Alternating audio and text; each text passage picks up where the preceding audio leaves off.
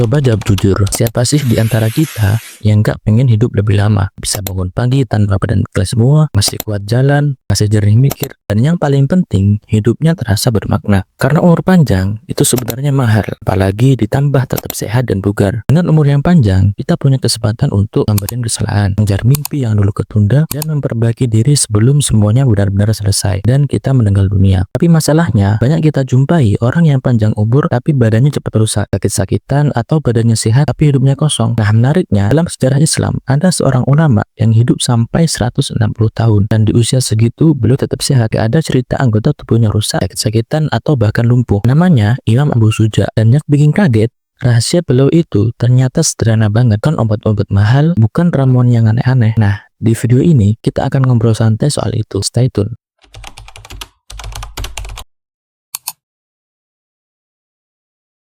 Kalau dipikir-pikir, umur panjang itu sebenarnya bonus besar dari Tuhan. Bayangin, kalau umur kita cuma sebentar, ketika kita salah dan gagal dalam hidup, ya udah selesai. Tapi ketika umur kita dipanjangkan, Tuhan kasih kita ruang untuk buat berubah. Salah bisa tobat, kurang baik bisa belajar, hubungan rusak masih bisa diperbaiki. Dan yang paling enak, umur panjang yang sehat itu bikin kita tetap produktif. Masih bisa bantu orang, masih bisa berbagi, masih bisa ibadah dengan tenang. Makanya Islam gak cuma ngajari hidup lama, tetapi hidup lama dan berkah.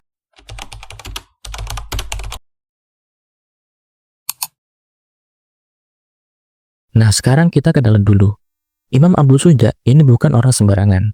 Beliau ulama besar mazhab Syafi'i. Buat yang pernah mondok atau nyantri, pasti nggak asing sama kitab Takrib atau Fathul Qorib. Nah, beliau adalah pengarang kitab tersebut. Kitab ini dipelajari di mana-mana, di berbagai pondok, bahkan di bangku perkuliahan. Karena bahasanya ringkas, tapi isinya padat. Nama lengkap beliau adalah Ahmad bin Husain bin Ahmad al-Asfihani asy-Syafi'i. Lahir di Basrah tahun 433 Hijriah. Sejak muda, beliau fokus banget sama ilmu. Bayangin, 40 tahun hidupnya dipakai untuk mendalami mazhab Syafi'i. Yang menarik, beliau juga pernah jadi wazir, pejabat tinggi, atau jika dikonteskan di pemerintah sekarang, itu bisa disebut sebagai menteri. Tetapi dengan jabatan, nggak bikin beliau lupa diri. Nggak kayak pejabat-pejabat di negeri Konoha itu.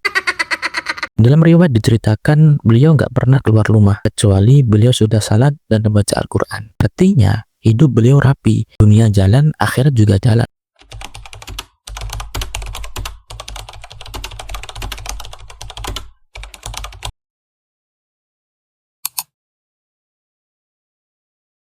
Nah, sekarang bagian yang kita tunggu-tunggu. Dalam satu riwayat disebutkan Imam Abu Suja hidup sampai 160 tahun. Dan yang lebih gila lagi, nggak ada satupun anggota tubuhnya yang rusak. Orang-orang heran dong. Akhirnya ada seorang yang bertanya bagaimana caranya bisa berusia sangat panjang namun badan tetap sehat dan bugar. Beliau pun menjawab, dan jawabannya pendek banget. Aku tidak pernah bermaksiat kepada Tuhan dengan anggota tubuhku. Selesai, hanya itu saja, simple. Tapi justru di situ dalamnya. Beliau jaga mata, jaga lisan, jaga telinga, jaga tangan dan kaki. Bukan cuma pas tua, tapi sejak muda. Terus muncul pertanyaan dong, emangnya bisa ya maksiat ngaruh kesehatan badan? Secara logika masuk akal. Sebab jika kita telusuri di berbagai platform, ada penelitian menarik soal air. Air yang jernih, kalau dikasih kata-kata baik, strukturnya tetap bagus. Tetapi kalau dikasih kata-kata kasar, strukturnya menjadi rusak. Kalau air aja bisa begitu, apalagi tubuh manusia yang tiap hari dipakai buat mikir, ngomong, dan berbuat. Memakai tubuh buat hal buruk bukan cuma ninggalin dosa, tetapi juga meninggalkan stres, tekanan batin, dan beban jiwa. Dan lama-lama itu semua nyampe ke fisik. Mungkin itu yang sering kita anggap remeh.